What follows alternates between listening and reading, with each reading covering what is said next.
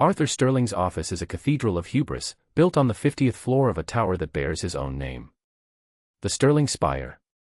It is less a workspace and more a monument to his own perceived greatness. The desk is a slab of obsidian, polished to a mirror finish, reflecting the perpetually overcast sky of the city and the even more perpetual scowl on his face. The walls are glass, offering a panoramic view of the kingdom he believes he rules, a city sprawling beneath him like a map waiting for his command. He is a man carved from granite and prejudice, his suit and armor of expensive wool, his tie a silken noose he wishes he could place around the neck of the world. He sips his coffee, a brew so dark and bitter it could have been sourced from his own heart. Before him lies a small stack of papers. Applications. Each one a plea from a lesser being to be granted entry into his Eden, the most exclusive residential floors of this very tower. He treats each application not as a business transaction, but as a personal audition. He is the sole gatekeeper, the judge, the god of this glass and steel Olympus.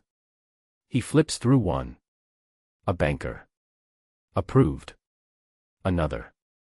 A surgeon. Approved. A third. The daughter of a shipping magnate. Approved. The rhythm is easy, comfortable.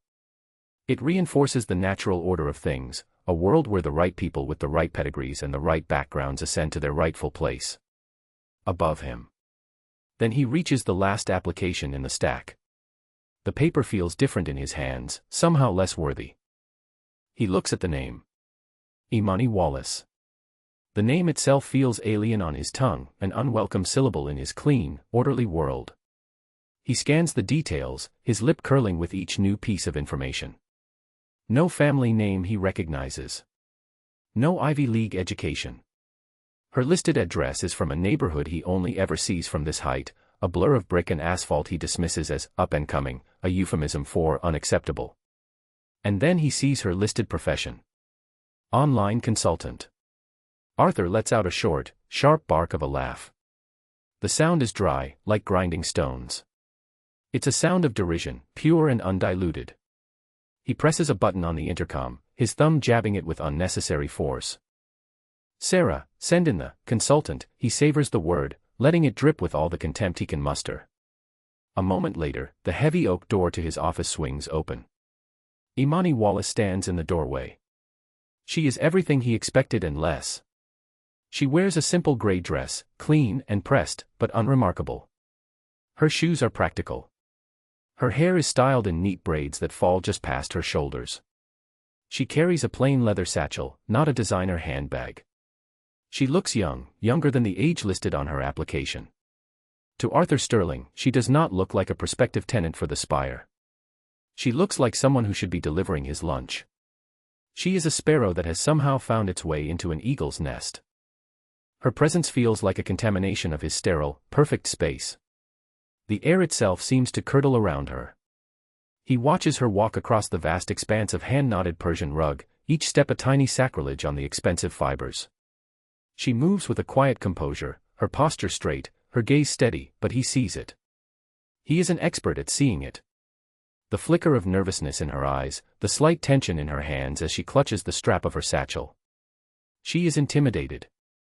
Good. She should be. Miss Wallace, he booms, not bothering to stand or offer a handshake. He gestures vaguely toward one of the two chairs opposite his desk. They are smaller, lower, designed to make visitors feel insignificant. Have a seat. She sits, placing her satchel on the floor beside her. She does not speak. She simply waits, her hands folded in her lap. The silence is a weapon, and Arthur is its master. He lets it stretch, lets it fill the cavernous room, lets it press down on her. He wants her to squirm. He wants her to feel the immense weight of his disapproval before he has even uttered a word of it. He picks up her application, holding it between two fingers as if it were a soiled tissue. I've been reviewing your submission, he begins, his voice a low rumble of condescension. And I must admit, I find myself perplexed. He taps a manicured finger on the line item for her income. You claim a significant annual income. A very significant income. From what you call online consulting. He pauses, leaning back in his throne-like chair, a predator enjoying the scent of fear. Tell me, Miss Wallace. What exactly does an online consultant do to afford a residence in the Sterling Spire? Imani meets his gaze. Her voice, when it comes, is soft but clear. I run a business. We provide data analysis and market strategy solutions for tech companies. Arthur waves a dismissive hand. Data analysis. Yes, of course. A very popular hobby these days. Everyone with a laptop seems to be a consultant. He leans forward, his smile turning cruel.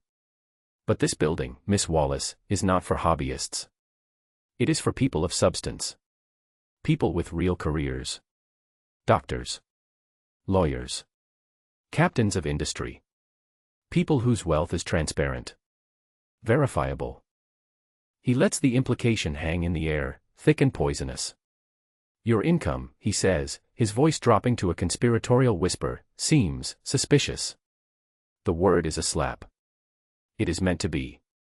He watches her for a reaction, hoping for a flash of anger, a defensive stutter. Anything to confirm his prejudice.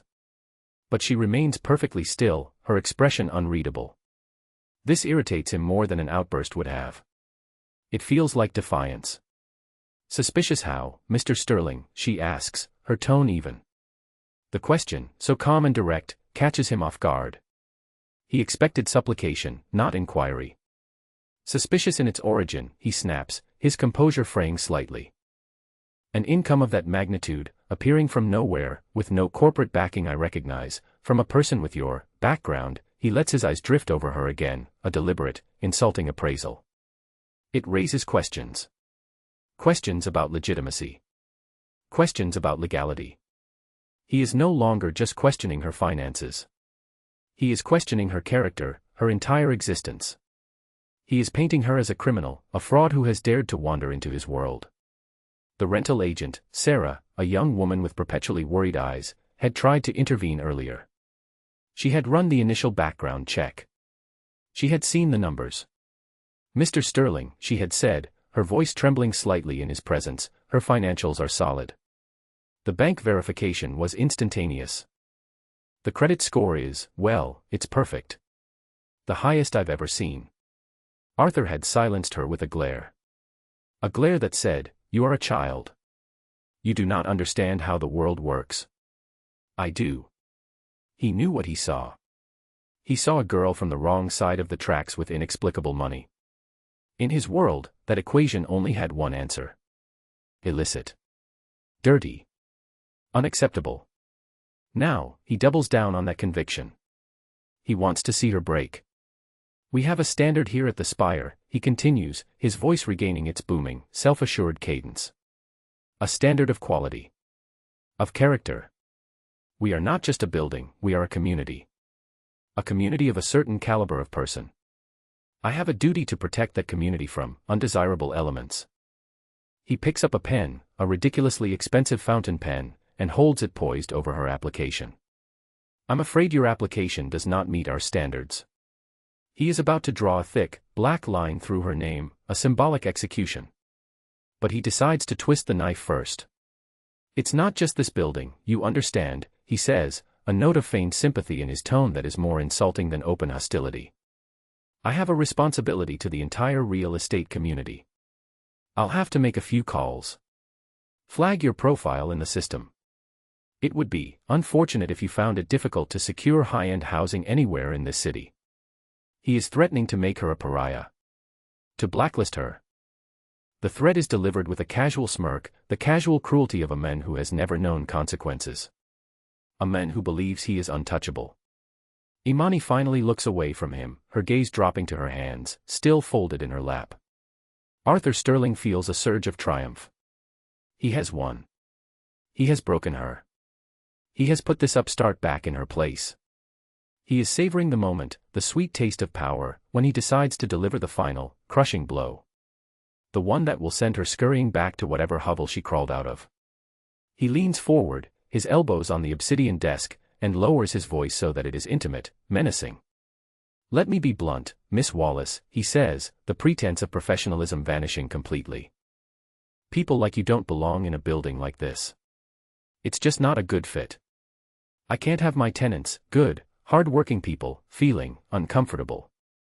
They shouldn't have to worry about where their neighbors are getting their money. Do you understand what I'm saying? The racist undercurrent is now a raging torrent. It fills the room, suffocating the air. He is not just rejecting her application, he is rejecting her race, her very being. Go back to where you came from, he finishes, the words a final, venomous spit. Find a place where you'll be more comfortable. He expects tears. He expects a choked sob. He expects a hasty retreat. He gets none of it. Instead, something shifts in the room. The temperature seems to drop by several degrees. The quiet, nervous woman in the chair disappears. The person who looks up at him now is someone else entirely. Her spine is straighter, as if forged from steel. The flicker of nervousness in her eyes is gone, replaced by a glacial calm, a cold, hard fire that makes the hairs on his arms stand up. She does not look intimidated. She looks bored. Imani Wallace finally unfolds her hands. She reaches down and picks up her satchel, placing it in her lap. She opens it and removes her phone. Her movements are deliberate, precise, economical. There is no wasted energy. Mr. Sterling, she says, and her voice has changed. The softness is gone. It is now crisp, clear, and carries an authority that feels utterly alien coming from her. I believe you've made several catastrophic errors in judgment this afternoon. Arthur stares at her, momentarily speechless. The sudden transformation is jarring. It's like watching a sparrow turn into a hawk right before his eyes. Excuse me, he sputters, his bravado faltering. There is no error. My decision is final. Oh, I'm not talking about my rental application, Imani says, her eyes fixed on her phone screen. She taps the screen a few times. I'm talking about your career. She looks up at him, a faint, almost imperceptible smile playing on her lips. It is not a friendly smile. It is the smile of a predator that has just cornered its prey. I think, she says slowly, that you should take a call from my accountant. Arthur Sterling lets out a laugh, but it sounds forced, hollow. The confidence is draining out of him, replaced by a growing unease.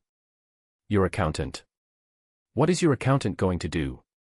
Send me a strongly worded letter. He is trying to regain control, to re-establish his dominance, but the power dynamic in the room has irrevocably tilted. He is no longer on solid ground. He is on a sheet of ice, and it is beginning to crack beneath his feet. As if on cue, a shrill, piercing ring cuts through the silence of the office. It is not his desk phone. It is not his cell phone. It is the private line. The red phone. The red phone sits on a small table behind his desk. It is a direct, encrypted line to the chairman of the board of Sterling Holdings, the parent company that owns this tower and hundreds of other properties. The phone is for emergencies only. A market crash. A hostile takeover bid. A catastrophic failure. In his 15 years as CEO, that phone has never once rung. Until now. The sound is a scream in the quiet room. Arthur stares at it, his heart pounding in his chest. His blood runs cold. It cannot be a coincidence. It is impossible. He looks from the shrieking phone to the preternaturally calm woman sitting before him. Her faint, knowing smile remains. He feels a primal fear grip him. A fear he hasn't felt since he was a child. The fear of the unknown. The fear of a power far greater than his own.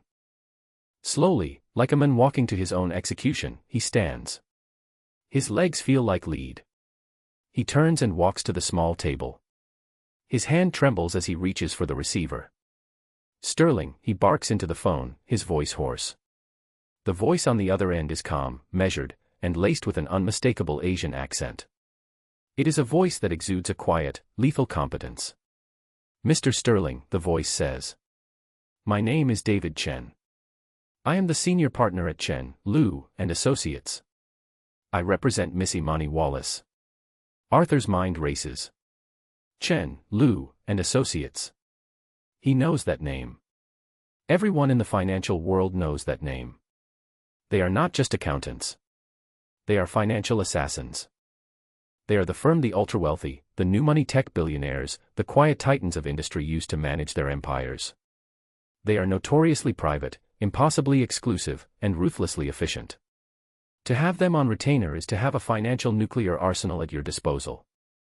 I believe you are in possession of my client's rental application, the voice on the phone continues, as placid as a deep lake.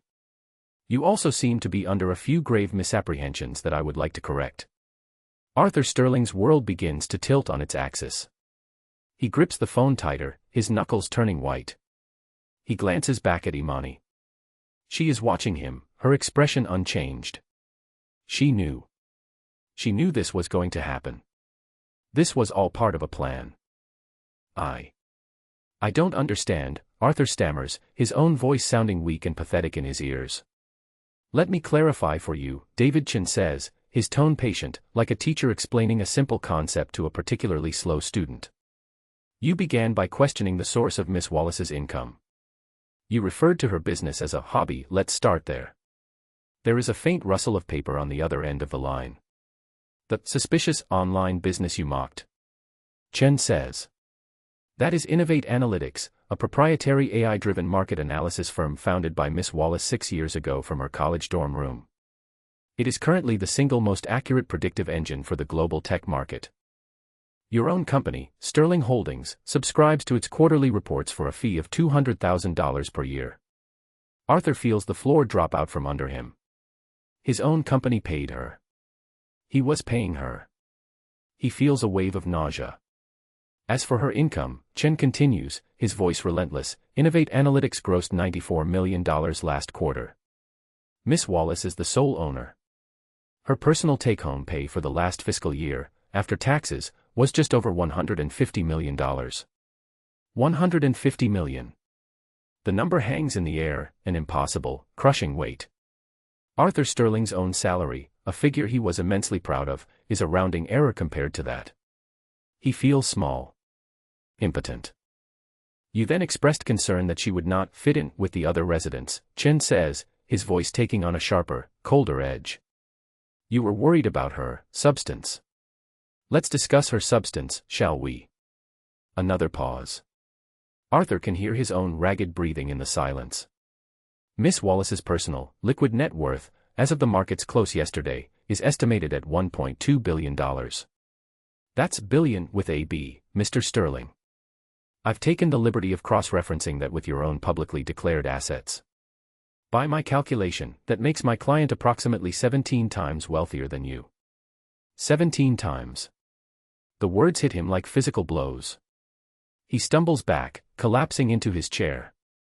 The obsidian desk feels cold against his sweating palms. He looks at Imani Wallace, really looks at her for the first time. He doesn't see a girl from the wrong neighborhood anymore. He sees a giant. An entity of such immense financial power that he cannot even comprehend it. And he just called her an undesirable element. But this, David Chen says, his voice now devoid of any warmth, is where it gets truly problematic for you, Mr. Sterling. Problematic. Arthur whispers, his throat dry. You see, when I took this call, I neglected to mention that I was already on another line. I've had you on speakerphone. It's a conference call, you see. With the entire board of directors for Sterling Holdings. Ice. Pure, liquid ice floods Arthur's veins. The board. They heard everything. They heard him mock her. They heard him threaten her. They heard his racist, vile insults. Arthur. A new voice cuts in on the line. It's Marcus Thorne, the chairman of the board. A man Arthur had played golf with just last week. His voice is not friendly. It is glacial. Is what we just heard true? Did you say those things to Miss Wallace? Marcus. It was a misunderstanding, Arthur pleads, his mind scrambling for an excuse, a lie, anything. I didn't know who she was. I was just trying to protect the building's integrity. Protect its integrity, another board member, a woman named Eleanor Vance, snarls over the phone. By turning away a tenant who could buy and sell this entire building 17 times over. By violating federal housing laws in the most cartoonishly evil way possible. What were you thinking? I wasn't thinking. Arthur shouts, his desperation boiling over. I just saw. I made an assumption. Yes, David Chen's calm voice cuts back in, slicing through the panic. You did. You assumed that a young black woman couldn't possibly be wealthy or successful on her own terms.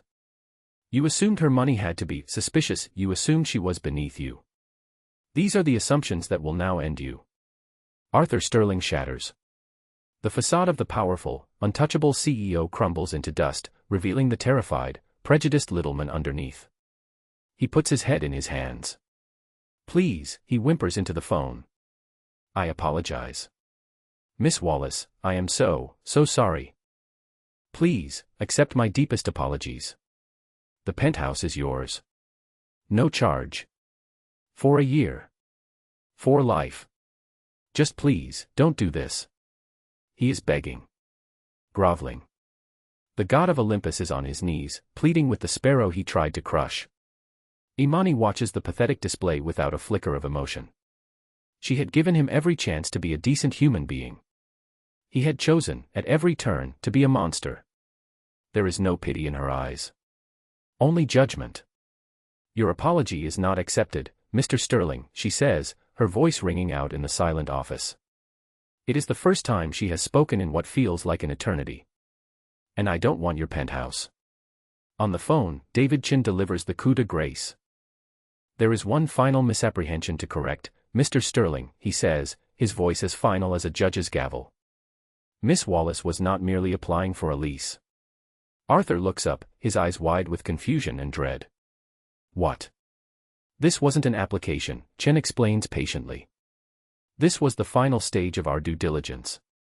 Innovate Analytics has been planning a strategic acquisition for the last 6 months. A move into the real estate technology sector. We've been looking for an established, undervalued portfolio to absorb. He pauses for effect. We've been planning a hostile takeover of Sterling Holdings. The world stops. The air leaves Arthur Sterling's lungs in a silent scream. A hostile takeover. Of his company. His legacy. His name. Miss Wallace wanted to conduct one final, in-person assessment, Chen continues, his voice a clinical, dispassionate scalpel. She wanted to see how the company's leadership treats potential clients at the ground level. Especially clients from what you might consider a non-traditional background. She wanted to know the character of the men at the top. Chen's voice drops to a whisper. This wasn't a rental application, Mr. Sterling. It was an audit. And you failed. At that exact moment, the heavy oak doors to the office are thrown open with such force that they slam against the interior walls. It is not Sarah the rental agent. It is not building security. 2 men in dark, severe suits stride into the room. They move with the unmistakable confidence of federal law enforcement. Behind them are 2 more men, these ones in corporate attire, their faces grim. Arthur recognizes them instantly. They are the general counsel for Sterling Holdings. One of the federal agents flashes a badge. Arthur Sterling. I'm Agent Miller, Department of Housing and Urban Development. We've received a formal complaint, along with a rather compelling audio recording, regarding multiple violations of the Fair Housing Act. The other agent steps forward, holding a thick sheaf of documents. You're being served, he says, his voice flat and emotionless. Simultaneously, one of the corporate lawyers steps up to the desk. He places a single, crisp envelope on the polished obsidian surface. Arthur, he says, avoiding eye contact. On behalf of the board of directors, you are hereby suspended, effective immediately, pending a full internal investigation. Your access to all company property and accounts has been revoked. His kingdom is gone. His throne has been pulled out from under him. His crown is in the mud.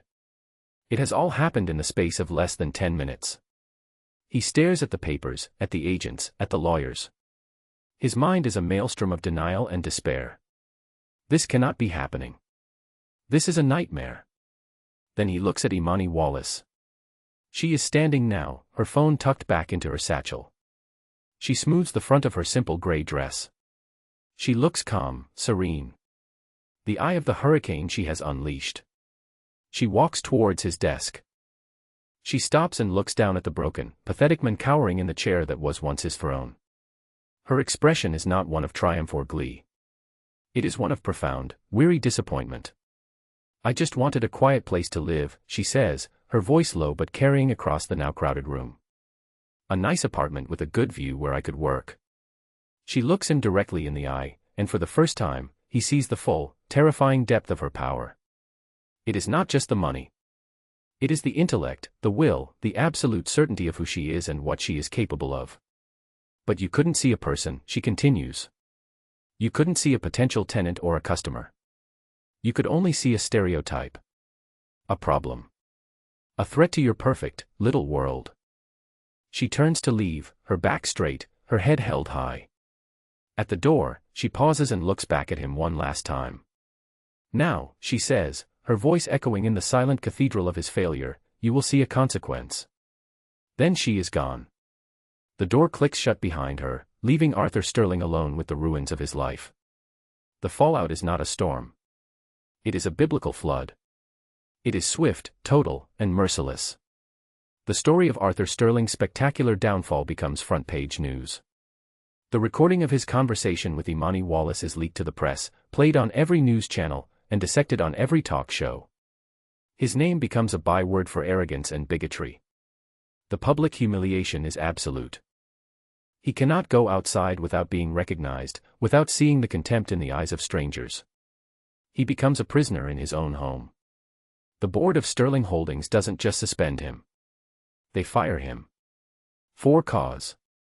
They strip him of his golden parachute, his stock options, his pension. The termination clause in his contract has a morals clause, and his lawyers inform him that his recorded statements constitute a thermonuclear violation of it. He has no legal recourse. But that is only the beginning. Imani Wallace and David Chin are true to their word. The hostile takeover of Sterling Holdings is initiated the very next day. It is a brutal, lightning-fast corporate blitzkrieg. With her vast personal wealth and the surgical precision of Chen's firm, Imani acquires a controlling interest in the company in less than a week. The old guard is swept away. The board that fired Arthur is, in turn, dissolved and replaced by a new one, handpicked by Imani. Her first official act as the new owner is a symbolic one. She signs the order to have the name, Sterling, chiseled off every building the company owns. The Sterling Spire, the monument to his ego, is renamed. It becomes the Wallace Tower. The class action lawsuit is next. Backed by the limitless resources of Innovate Analytics and the legal firepower it can afford, lawyers uncover a pattern of systemic discrimination in Sterling's properties that spans decades. Thousands of applicants join the suit. The evidence, meticulously gathered from old digital and paper records, is damning. The company, under its new leadership, does not fight it. It settles, paying out a record-breaking sum that is one of the largest in the history of housing discrimination cases. While the company's insurance covers a portion of the settlement, a significant part of the liability is legally tied to Arthur Sterling's personal conduct as CEO. The lawsuit pierces the corporate veil, and the plaintiffs come for his personal assets. His mansions. His cars. His art collection. His bank accounts. Everything is seized and liquidated to pay the victims of his prejudice. He is left with nothing. He goes from being a king to being a pauper in a matter of months. The federal charges from the Department of Housing and Urban Development proceed. The recording is irrefutable evidence. Arthur Sterling, the man who once looked down on the world from the 50th floor, is convicted of multiple, willful violations of the Fair Housing Act. The judge, an elderly black woman who looks at him with eyes that have seen a lifetime of men like him, makes an example of him. She sentences him to the maximum penalty, 5 years in a federal prison. His ruin is complete. It is not just financial or professional. It is existential. His name is erased. His legacy is one of shame. His freedom is gone. For the heroes of the story, the outcome is the mirror opposite. Imani Wallace thrives. The acquisition of Sterling Holdings, rebranded as Nexus Properties, is a massive success. She integrates her tech-forward approach, revolutionizing the staid world of real estate with efficiency, transparency, and a core mission of fairness. The company's value skyrockets. But she doesn't stop there. Using the profits from her new, larger empire, she establishes the Wallace Foundation, a nonprofit dedicated to fighting housing discrimination. The foundation provides free legal aid to victims, offers grants to developers building inclusive housing, and lobbies for stronger fair housing laws at the national level. She takes the penthouse at the top of the Wallace Tower, but it is not just her home. It is a symbol. A beacon. A statement that the highest heights are now accessible to everyone, not just the chosen few. Sarah, the timid rental agent who tried to do the right thing, is not forgotten. On her first day as CEO, Imani calls Sarah to her new office, the same office where Arthur Sterling had humiliated them both. Imani promotes her. Not just a small promotion, but a massive one. She makes Sarah the new vice president of residential leasing for the entire company. She saw the spark of decency in Sarah and fanned it into a flame. Sarah, empowered and supported, excels, helping to implement the new, equitable policies across the entire portfolio. The systemic change is real and lasting. The Sterling case becomes a landmark, studied in law schools and business schools alike. It sends a shockwave through the real estate industry. Other powerful landlords and management companies, terrified of a similar fate, rush to audit their own practices, clean up their act, and implement fairer policies. The culture begins to shift, slowly but surely. One man's arrogance, and one woman's refusal to tolerate it, has bent the arc of the moral universe just a little bit closer to justice. 2 years later. The sun streams through the floor-to-ceiling windows of the penthouse office at the top of the Wallace Tower. The view is the same one Arthur Sterling once coveted, but the room itself is transformed.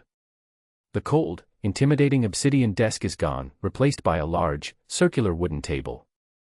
The atmosphere is not one of power and fear, but of collaboration and light. Imani Wallace sits at the table. She is not alone. She is surrounded by a group of young, diverse entrepreneurs, the first recipients of a mentorship program sponsored by her foundation. She listens intently as a young woman pitches an idea for an app that connects low-income families with affordable housing options. Sarah stands by a digital whiteboard, confidently leading a presentation on the company's new community outreach initiatives. She is no longer the nervous, trembling employee. She is a leader, poised and respected. Imani smiles as she watches her. This is what victory looks like. Not just the tearing down of an old, corrupt system, but the building of a new, better one in its place. It is not about revenge. It is about restoration. Her phone buzzes. It's a news alert. She glances at it. A small, forgettable headline at the bottom of the screen. Former CEO Arthur Sterling released from prison on parole. She feels nothing. Not anger, not pity, not even curiosity. He is a ghost. A footnote in her story. A relic of a world she has already left far behind. He has no power, no name, no relevance. He is just a man, stripped of everything because he could not see past the color of a woman's skin. Arrogance is a fortress with no windows. The man inside can feel powerful, safe, and supreme, looking at his own reflection in the polished stone walls. He believes he is the master of his domain, secure in his high tower. But without windows, he cannot see the world outside. He cannot see the changing tides. He cannot see the forces gathering against him. And most importantly, he cannot see the quiet, unassuming woman walking up to his gate, holding the key that will unlock his door and the sledgehammer that will bring his entire fortress crashing down. Arthur Sterling thought he was guarding the gates of a kingdom. In reality, he was just a petty tyrant sitting on a throne of crumbling sand. And he never, ever saw the tidal wave that was coming right for him. He never saw Imani Wallace. And that was his final, fatal mistake.